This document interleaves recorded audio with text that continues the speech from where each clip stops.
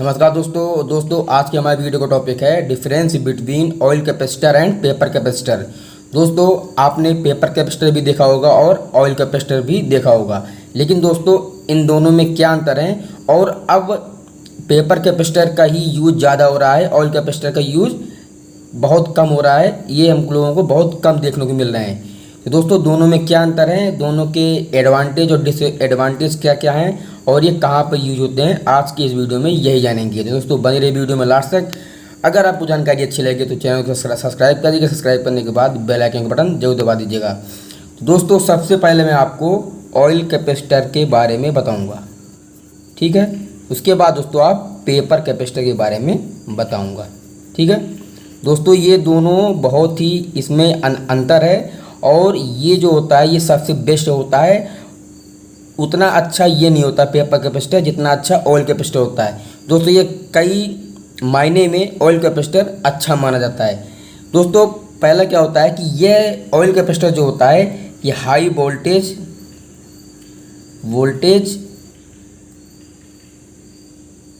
And high power यानी कि high power यानी वाट में यूज किए जाते हैं। अब दोस्तों ऐसा क्यों होता है? दोस्तों कैपेसिटर क्या होता है कि कैपेसिटर जो है विद्युत को स्टोर करने के लिए यूज़ किया जाता है।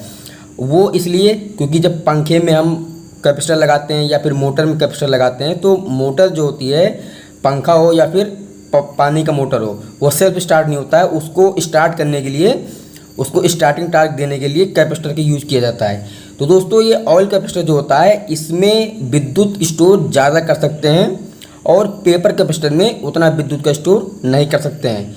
दूसरा दोस्तों ऑयल कैपेसिटर जो होता है, मान लीजिए हमने स्विच को ऑन किया, ठीक है।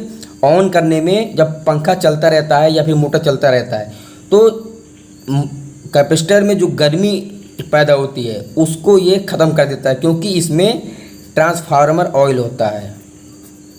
ट्रांसफार्मर ऑयल दोस्तों कहीं कहीं पर सिलिकॉन ऑयल भी होता है, जैसा उसका डिज़ाइन हो, जैसा कंपनी जो मटेरियल का उसमें यूज़ करे, ट्रांसफार्मर ऑयल का यूज़ करे या फिर सिलिकॉन ऑयल का यूज़ करे। दोस्तों ट्रांसफार्मर ऑयल को खनिज तेल भी बोलते हैं, खनिज तेल।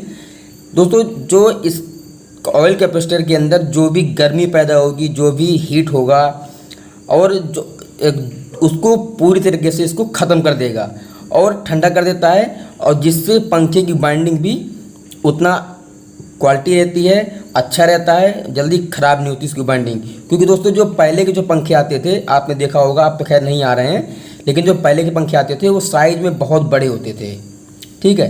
दोस्तों पहले के जो पंखे होते थे वो 100 वाट के, 120 वाट के तक के आते थे या फिर इससे भी ज़्यादा। दोस्तों मैंने तो उससे एक ही दो बार देखा हूँ, तो वो साइज़ में बहुत बड़े होते हैं। लेकिन जो अब के पंखे आ रहे हैं, जो अब नए पंखे आ रहे हैं, वो 60 वाट 70 वाट तक के ही आते हैं। तो इसीलिए दोस्तों इसमें पेपर कैपेसिटर की यूज़ किया जाता है। लेकिन जो जिनकी वाटेज ज़्यादा होती है, जो पहले पंखे आते थे उनकी वाटेज भी ज़्यादा होती थी और उनकी पावर भी ज़्यादा होती थी, तो वहाँ पर ऑयल कैपेसिटर का यूज़ किया जाता है। दोस्तों अगर आप कभी कहीं देखे होंगे, जो सरकारी बंगले होंगे या फिर सरकारी ऑफिसें होंगे, वहाँ पर आज भी, या फिर सरकारी ITI होंगे या फिर सरकारी पॉलिटेक्निक स्कूल होंगे, कॉलेज होंगे, वहाँ पर आपको पुराने टाइप के पंखे आपको दिख जाएंगे।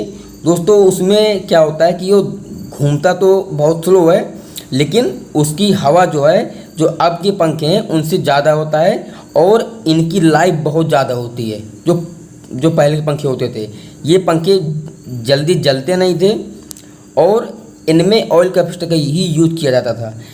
जब इसमें फ्लैशिंग होती है ऑयल कैपेसिटर में, तो जो भी फ्लैशिंग होगी, जो भी चिंगारी होती है, तो ये ऑयल कैपेसिटर क्या होता है, ये पूरा ख़त्म कर देता है। वो कैसे? दोस्तों जो हमारा ऑयल सर्किट ब्रेकर होता है, तो जब उसमें सर्किट मेक एंड ब्रेक होता है, मेक एंड ब्रेक यानी कि ऑन या ऑफ हुआ, तो जो भी उसमें फ्लैशिंग होती है, जैसे मान लीजिए दोस्तों इसमें 6 पॉइंट होते हैं, 1 2 3 4 5 6।